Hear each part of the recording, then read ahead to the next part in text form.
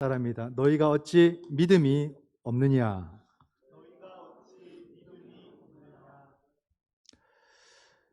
오늘의 말씀은 제가 교회학교 아동부나 청소년부에 가서 설교하면 더 재밌게 할 수 있지 않을까 그런 생각을 합니다.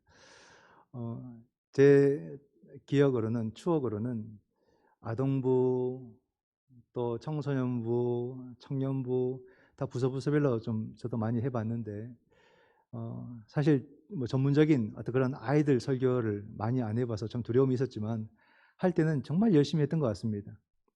저는 10년 이상 교육 전사를 하면서 매주 그림을 그렸던 것 같아요. 매주 한 10장씩의 최소한 그림을 매주 그려가지고 어떻게든 쉽게 좀 더 전달을 해보려고 매주 그림을 그려서 없던 그림 실력이 막 생겨나고 그랬던 전도사 시절이 있습니다.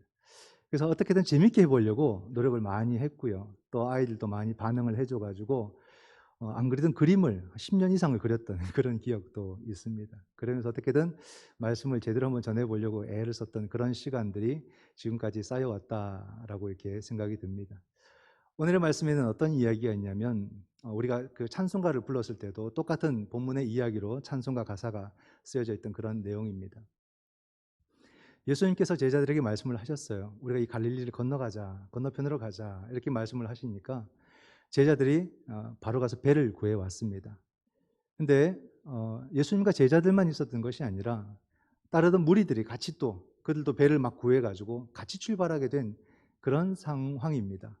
그래서 배가 한참 가는데 이제 날이 저물어서 깜깜해졌고, 그런데 바람이 일기 시작하고 풍랑이 일기 시작하는 겁니다.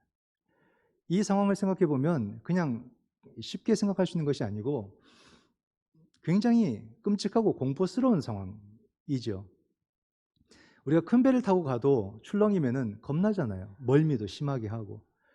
우리 가족들은 멀미를 참 많이 합니다. 그래서 배를 가급적이면 안 타려고 하는데 작은 배가 풍랑 가운데서 막 깜깜한 칠흑 같은 바닷속에서 여러분 출렁이고 흔들리고 그 안으로 물이 막 들어온다고 한번 생각해 보십시오. 너무너무 공포스럽고 너무너무 두렵지 않겠습니까? 아무 생각이 없을 거예요. 정말 무서울 겁니다. 그런 상황이 연출돼요. 여기저기 배들, 같이 갔던 배들이 전부 다 이제는 거의 다 이제는 침몰하게 될 그런 상황에 맞닥뜨리게 된 거죠. 그런데 그 상황 속에서 참 재미난 상황도 있습니다. 그렇게 배가 출렁이는데도 예수님은 고물에서, 배 뒤편에서 베개 베고 주무시고 계신 거예요. 참 대단하시다는 생각이 듭니다. 꼭 요나를 연상케 하는 그런 장면 아닙니까? 모두가 다 살려고 배에서 막 짐을 던지고 어떻게든 배를 살려보려고 하는데 요나는 배 밑에서 자고 있는 그 장면이 바로 이 작은 배 위에서도 그대로 이루어지고 있는, 나타나고 있는 상황이죠. 그러니까 제자들이 그 상황에서 도무지 이해가 안 되는 겁니다. 그러니까 주님께 가가지고 제자들이 한 말이 38절에 나옵니다. 예수께서는 고물에서 베개를 베고 주무시더니 제자들이 깨우며 이르되 선생님이여 우리가 죽게 된 것을 돌보지 아니하시나이까. 이렇게 제자들이 말합니다. 어떤 톤이었는지는 모르겠어요. 그나마 간절하게 주님께 얘기를 했겠죠. 근데 여러분 좀 이상한 상황이다, 상식적이지 못하다라고 하는데 과연 뭐가 이상할까? 뭐가 이상하겠습니까? 예수님이 이상할까요? 제자들이 이상할까요? 다 이상해 보이죠, 그죠? 제자들은 왜 이상할까요?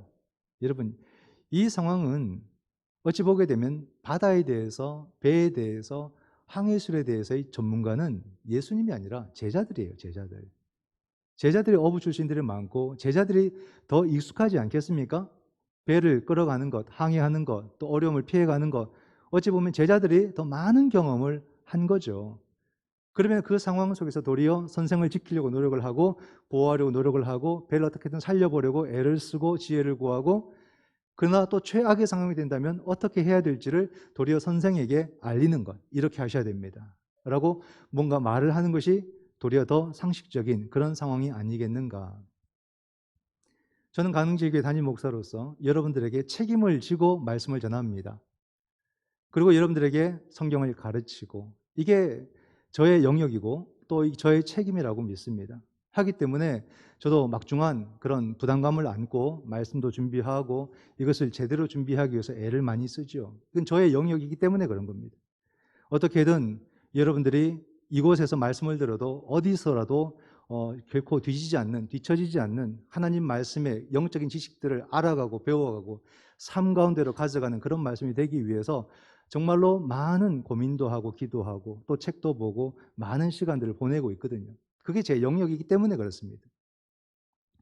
그런데 제가 바깥으로 나아가면 어떻게 될까요? 여러분들이 살아가는 그 삶의 자리로 다가가면은 여러분들이 전문가고요. 저는 비전문가가 되는 겁니다. 그러면 저는 여러분들에게 조언을 구해야 되는 겁니다. 이게 상식적인 거죠. 여러분들이 일하는 자리에 가가지고 이렇게 하셔야 됩니다. 저렇게 하셔야 됩니다. 이러면 참 그 모양새가 나빠집니다. 그죠?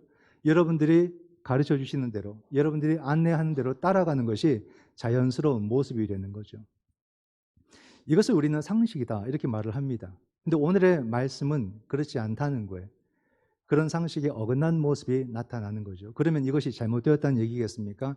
아니에요. 우리가 다 알 수 있는 그런 상식적인 이야기를 하는 것이 아니다는 얘기입니다.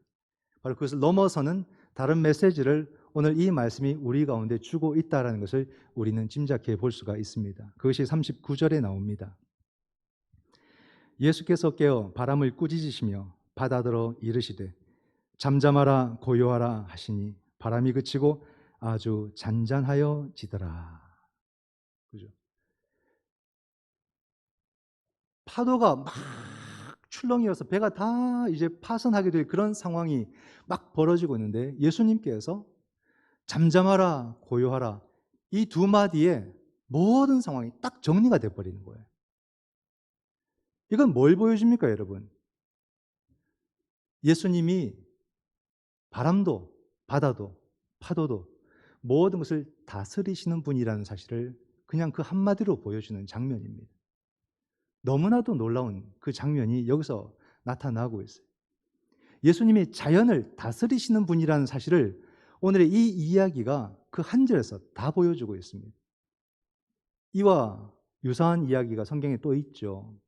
예수님께서 죽은 자를 살리시거나 아니면 사람들이 고치지 못하는 그 병자들을 말씀 한마디로 다 고치시거나 또는 귀신 들린 자를 주님께서 고치시거나 이런 이야기들이 성경에 있습니다. 그러면 예수님의 이 놀라운 모습을 보게 될 때 우리는 그 예수님을 어떻게 받아들이고 이해를 해야 되느냐? 신비한 능력을 가지신 분이라고 우리는 예수님을 그렇게 이해를 해야 될까요? 그것도 참 좋은 것 같아요. 내가 믿는 주님은 신비한 힘을 갖고 계신 분이시다. 멋있지 않습니까? 나도 그 힘과 능력을 막 덧입고 싶고 막 그러고 싶죠. 그러나 여러분 이게 우리의 신앙에 도움이 될까요? 주님을 그렇게 우리가 이해하고 받아들이는 게 큰 도움이 될까요? 근데 여러분 성경에는요 완전히 다른 모습도 많이 나온다는 거예요. 그렇게 신비로운 능력을 가지신 분 같은데 어떤 데서는 배고파하시고 어떤 데서는 막 힘들어하시고 막 피곤해하시고 막 슬퍼서 눈물을 흘리시고 막 화를 내시고 그런 모습도 나온다는 말입니다. 또는 십자가 앞에서는 어떻습니까? 이 십자가가 너무 괴로우니까 좀 이 잔을 내게서 옮겨달라고까지 주님은 피하고 싶은 마음을 아주 노골적으로 보여주십니다. 그리고 어떻습니까? 결국에는 신비한 능력도 못 나타내시고 십자가에서 무기력하게 죽으시는 예수님의 모습이 복음서의 끝으로 나와버리는 거예요. 우리가 예수님을 신비한 분으로 이해하고 싶은 마음으로 성경을 보면은 예수님을 온전히 이해할 수가 없다 이 말이에요. 예수님을 그렇게 우리가 보게 됩니다면 예수님의 절반도 알지 못한다라는 사실입니다. 그럼 오늘의 이 말씀 바람도 바다도 잔잔케 하신 그 예수님의 모습은 우리에게 무엇을 보여주는 것일까? 바로 구원이에요. 구원. 구원이라는 것은 하나님에게서 나타나는 것인데 바로 예수님에게서 그 구원이 경험되었다라는 겁니다. 그 연약해 보인 그 한 분에게서 하나님에게서 볼 수 있는 구원의 역사를 제자들이 그 풍랑 속에서 경험을 해버린 거예요. 놀라운 바다 위에서 하나님을 보고 우리 아까 찬송가 가사에 이 배 안에도 하나님이 계신 줄 알고 기도하는 것. 그죠? 예수님을 하나님으로 경험한 그런 사건이 되고 만 겁니다. 바람, 바다, 여러분 이게 어떤 의미일까요? 대자연. 오늘날도 사람들은 대자연 앞에서 겸손해집니다. 여러분 대자연을 보면 얼마나 막 소름 끼치죠, 그죠? 대단해 보입니다. 우리 뭐 산주하신 집사님도 계신데 높은 산에 올라가서 전경을 한번 보십시오. 얼마나 아름다운, 천지가 아름다워 보입니다. 바다에 가서 여러분 저 수평선 한번 보십시오. 대단해 보입니다. 정말로 자연이 얼마나 위대한가. 그럼 여러분 고대 시절은 어떨까요? 성경시대 또는 고대 자연은요 신입니다. 신.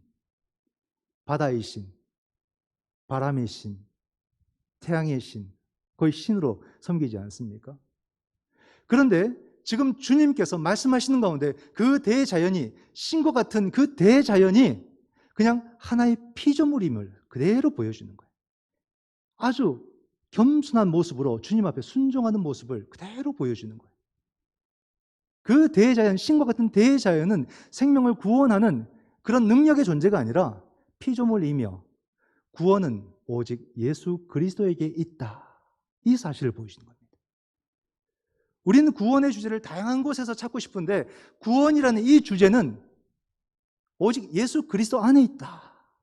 이걸 말해주는 거예요. 이게 얼마나 간단하면서도 얼마나 놀라운 메시지입니까? 그죠? 막 놀랍고 신비하고 이 자체를 보는 게 아니에요. 그 중심에 누가 계시냐? 예수 그리스도. 그분의 잠잠하라, 고요하라. 그 말씀 한마디에 대자연이 아멘 하고 순종하는 거예요. 이게 참으로 놀랍지 않습니까? 여기에 무슨 비밀이 있을까요, 여러분? 지금 파도 위에서 막 출렁이는 난파선 같은 이 배는 무엇을 가리킬까요? 이게 바로 그 당시에 여러분 초대교회를 가리킵니다. 배가 초대교회라고 해서 우리가 여러분 방주로서의 이 교회를 이해하면 안 됩니다. 구원의 방주 이런 말 많이 쓰죠. 옛날에 교회론에는 교회를 구원의 방주로 많이 이해를 해왔습니다. 근데 더 이상 교회를 구원의 방주라고 하지 않습니다. 교회는 여전히 하나님의 구원을 위해서 가장 앞장서 쓰임받는 도구, 공동체이긴 하지만 성령의 구원의 역사는 교회보다 훨씬 더 크다는 것을 우리가 알기 때문에 더 이상 이 구원을 교회가 담지하고 있다 이렇게 말할 수는 없는 것입니다. 그러면 구원의 방주로서의 교회가 아니라 이 파도 위의 교회는 뭡니까? 위기 속의 교회. 아주 위태한, 곧 무너질 것 같은 그런 초대교회의 모습을 말해주는 거예요. 우리 아까 찬송 불렀을 때 찬송도요, 밑에 보면은 이렇게 설명되어 있습니다. 이화여대 총장을 지낸 김환란 박사가 1921년에 작사한 곡인데 당시 나라의 암울한 현실과 하나님의 도우심에 대한 간절함으로 이 345장을 썼다. 이렇게 나와 있어요. 나라의 위기를 이 마가복음 4장을 통해서 찬송을 만든 거거든요. 이 본래 이 마가복음 4장은 바로 그 초대교회의 위기를 그대로 보여주는 거예요. AD 70년에 초대교회는 초대교회뿐이겠습니까? 이 유대 사회가 로마에 의해서 완전히 초토화됩니다. 그러면서 교회도 다 무너졌어요. 무너지기만 했습니까? 그 다음부터 다가오는 핍박은 말로 표현할 수가 없었습니다. 전부 다 카타콤으로 숨어가면서 하루하루 그들의 생명을 유지할 수 있을까 고민하면서 살았던 시간이 바로 그 시간대예요. 그런 가운데 세워졌던 모든 초대교회가 한 목소리로 외치는 겁니다. 우리가 죽게 되었는데 우리를 돌아보지 아니하시나이까 라는 고백이 바로 이 본문에서 나오는 거예요. 지금 우리의 고통의 순간은 거의 죽음과도 같습니다 라는 고백을 한 우리가 죽게 되었다. 근데 여러분 그 외침은 가만히 보니까 여전히 외쳐지고 있는 우리들의 외침이라는 것을 우리는 알 수가 있습니다. 우리의 삶을 한마디로 표현해 보십시오 하면 딱 이 말이 나온 거예요. 내가 죽게 되었습니다. 우리가 죽게 되었습니다. 우리가 할 수 있는 말은 이 말밖에 없는 거예요, 여러분. 내 삶을 보니까 무슨 난파선 같아. 파도 위에서 아무것도 할 수 없는 그런 모습이 내 모습, 내 삶이라는 겁니다. 내 삶 속에 갑자기 다가오는 이 고통들을 내 힘으로는 감당할 수가 없어요. 멀쩡히 살아가는데 갑자기 몸이 아파요. 그럼 이 통증과 고통과 그 괴로움은 말로 표현할 수 없는 불안감으로 빠져들게 됩니다. 내 마음이 한번 흔들리기 시작하면 아무것도 할 수 없어요. 몸이 아픈 것 못지않게 힘든 것이 마음의 괴로움이에요. 그 마음이 혼란스럽고 괴로워지면요, 손가락 하나 까딱하기도 싫은 거예요. 못해요. 안 돼요. 발이 떼지지도 않아요. 이게 마음의 질병이에요. 또 가슴이 철렁이는 그런 일들이 삶 속에서 하나씩 다가올 때마다 그 하나하나가 너무나도 감당하기가 버겁습니다. 이게 우리 삶의 모습이죠. 그러니 우리가 죽게 되었습니다. 이 말이 가장 적합한 말이에요. 다른 말로 설명할 수가 없습니다. 내 삶을. 항상 남들은 평안해 보여. 남들은 다 잘 사는 것처럼 보여. 남들은 다 여유가 있어 보여. 난 늘 죽겠어요. 근데 여러분, 다 그래요. 여기서 자유한 사람이 없어요. 다 자기 삶은 난파선이에요. 어떻게 세월이 가서 나이가 들고 어떻게 가진 것은 더 많아져도 내 삶은 자꾸만 허무에 빠지고 절망에 빠지고 그러므로 불안으로 빠져갈까? 너무 두려운 거죠. 더 두려운 건 뭐냐면요. 나를 도와줄 사람이 없다는 겁니다. 어디 도움의 손길을 뻗을 데가 없다는 거예요. 그게 오늘 본문에서 어떻게 써 나옵니까? 고물에 주님께서 베개 베고 주무시고 계신 거예요. 내 삶이 이렇게 보이는 겁니다. 바로 이것을 다르게 표현하면 하나님의 침묵이죠. 내가 아무리 어려워도 하나님께 기도할 수 있으면 돼요. 내가 아무리 힘들어도 하나님이 역사하시면 또 살아날 기회가 돼요. 근데 하나님이 침묵한 것처럼 느껴지면 그때는 아무것도 없어요. 답이. 절망이에요. 기도해도 응답도 없고 아무리 예배를 드려도 하나님과의 그런 교통과 만남이 없고 아무리 불러도 그냥 공허한 메아리로 다시 돌아올 때 그건 절망이거든요. 방법이 없어요. 내 주변의 사람들은 많은 돈을 벌었다. 좋은 집을 샀다. 내 자녀들이 성공했다, 출세했다. 그러면서 하는 말은 하나님이 내 기도에 응답해 주셨다. 그래 버리네. 그러면 지금 힘든 나는, 지금 넘어진 나는 하나님이 응답 안 한 사람이 되고 만. 우리의 신앙이라는 게 여러분, 그냥 잘 되는 것이 하나님의 기도의 응답이다. 이렇게만 보는 게 얼마나 단순한 건지 아셔야 돼요. 그러면 여러분 몸이 조금 아프거나 좀 힘들거나 뭔가 좀 내 삶에서 뭔가 안 되어지면요. 전부 다 하나님의 침묵이 돼버리는 거예요. 내 삶은 늘 하나님의 침묵이네. 너무 괴로운 거죠. 이걸 어떻게 해결을 해야 될지. 그러나 여러분 정확하게 말하면요. 하나님의 침묵이 아니라 하나님이 침묵하시는 것처럼 보이는 거예요. 하나님은 침묵하지 않으십니다. 하나님은 어찌 보면 가장 큰 소리로 우리에게 화답하고 계신 거죠. 근데 내게는 하나님이 침묵하시는 것처럼 느껴지는 거예요. 그럼 이 문제를 풀어가는 답은 뭘까? 이 초대교회 풍랑 속에서 그 배 위에 있던 초대교회 성도들은 어떻게 이 문제를 해결을 했을까? 근데 그들은 그 답을 알아냈어요. 따라할까요? 믿음. 신선하지 않나요? 신선한 거예요, 여러분. 믿음. 보세요. 주님이 깨셨어요. 일어나셨어요. 그리고 그 주님께서 그 껌껌하고 그 썩난 파도 위에 있는 배 위에서 그 대자연을 향해서 외치십니다. 잠잠하라. 그죠? 잠잠하라. 그 한마디에 모든 것이 끝나버려요, 그냥. 고요히. 조금 전까지만 해도 온갖 소리에 귀가 먹먹해질 정도로 막 이러다가 그 한마디에 고요하라, 잠잠하라 한마디에 그냥 갑자기 고요한 정막에 쌓인 듯한 그 분위기를 한번 생각해 보세요. 이게 뭐지? 좀 전까지 우리가 무슨 착시를 보았나? 할 정도의 그런 상황 속에 제자들이 이제 놓이게 된 거죠. 그런데 천천히 주님께서 제자들을 향해서 말씀을 하십니다. 너희가 어찌하여 이렇게 무서워하느냐? 너희가 어찌 믿음이 없느냐? 지금 이 난리난 모든 상황의 가장 본질은 믿음의 문제였다는 것을 짚어주고 계신 거예요. 믿음의 문제. 주님은 처음부터 끝까지 하나님 나라를 설교하셨고 그 모든 것을 이루어가는 것은 단 한 가지 주제, 믿음이라고 말씀하셨어요. 근데 우리 이건 가볍게 본 거죠. 성경에도 보면 주님이 믿음을 얼마나 강조하셨는가. 믿음만 얘기하셨습니다. 마가복음 9장에도 보게 되면 귀신 들린 자, 그 아들을 고치는 상황 속에서 간질병 걸리는 거죠. 그 아들을 고치는 상황 속에서 주님께서 뭐라 말씀하셨냐면 할 수 있거든이 무슨 말이냐. 믿는 자에게는 능히 하지 못할 일이 없느니라 말씀하셨어요. 이게 주님이 우리에게 가르쳐 주신 믿음의 세계라는 겁니다. 근데 우리는 이것도 오해했어요. 오역을 했죠. 믿음과 기도. 믿고 기도해. 무조건 응답받아. 정확하게 낱낱이 상세하게 기도해. 정성을 담아서 기도해. 심지어는 응답받을 줄 믿고 감사한금 드려. 이렇게 배웠어요. 앞부분은 절반은 맞고 절반 틀린 겁니다.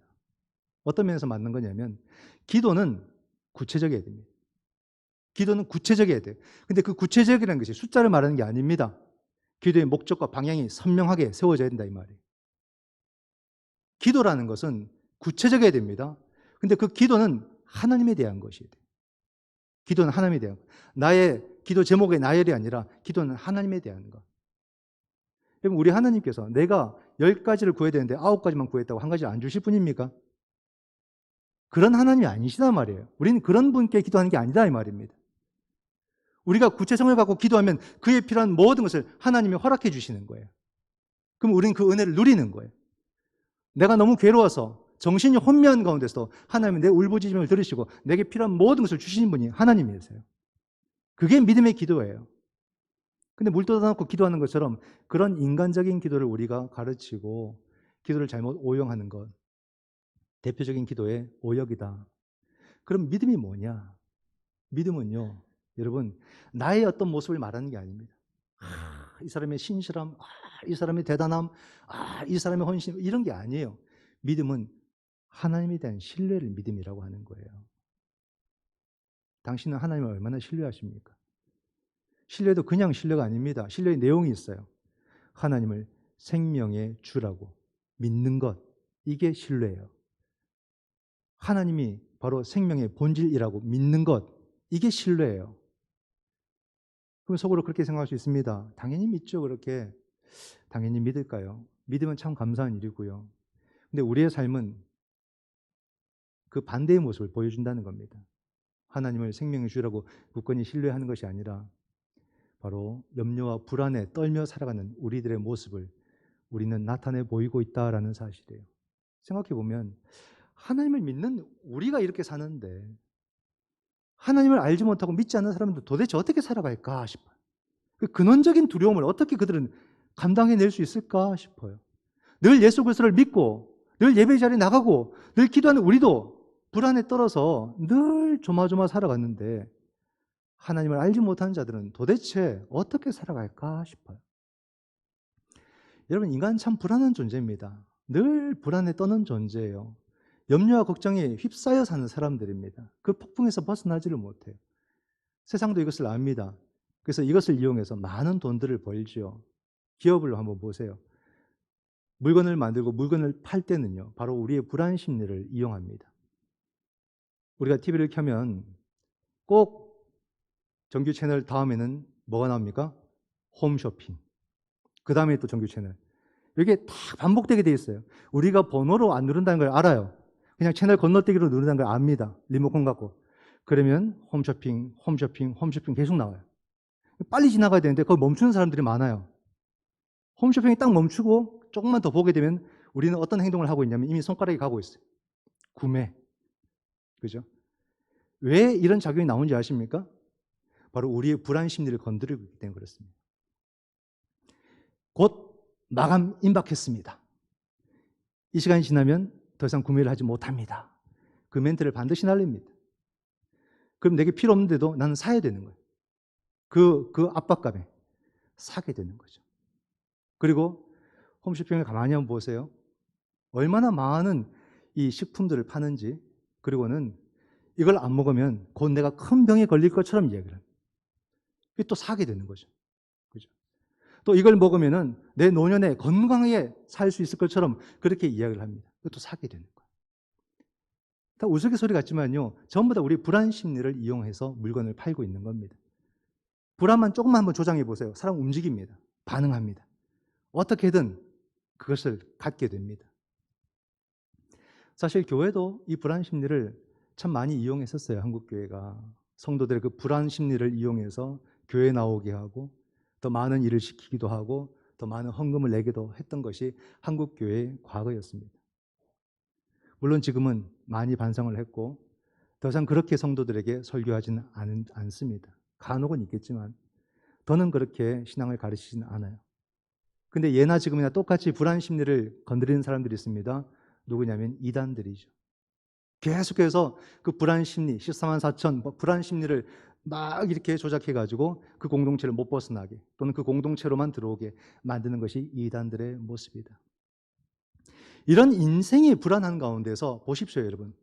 너희가 어찌 믿음이 없느냐라는 이 주님의 말씀은 오직 우리는 하나님을 굳건히 신뢰할 때만 이 불안에서 벗어나서 참된 평안으로 들어가게 되고 그 안에서 얻게 되는 생명을 누리게 된다.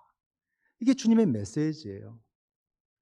다른 곳에서 답을 찾을 수가 없다. 우리 모두는 예수 그리스도를 믿고 신뢰할 때만 진정한 불안에서 벗어나고 참된 평안과 생명으로 들어갈 수 있다. 이 메시지를 주고 있는 사건이 오늘의 사건입니다. 그 제자들의 마지막 멘트를 한번 보세요. 참 놀랍습니다.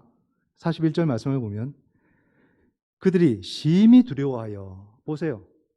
그들이 심히 두려워하여 서로 말하되 그가 누구이기에 바람과 바다도 순종하는가 하였더라. 또다시 두려움이라는 주제가 나와요.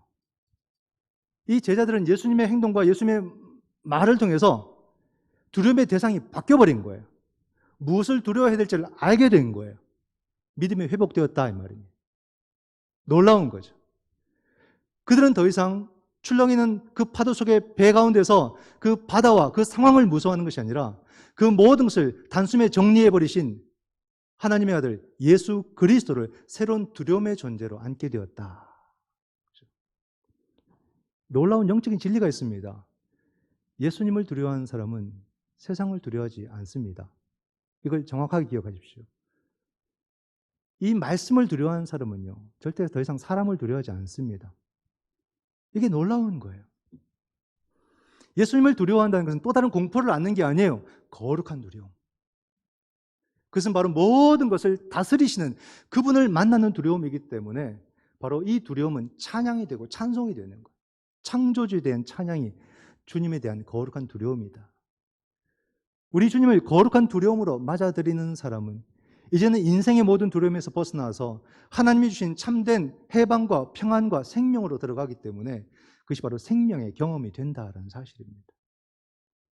사랑하는 성도 여러분, 나의 두려움의 대상은 무엇이냐 하는 거죠.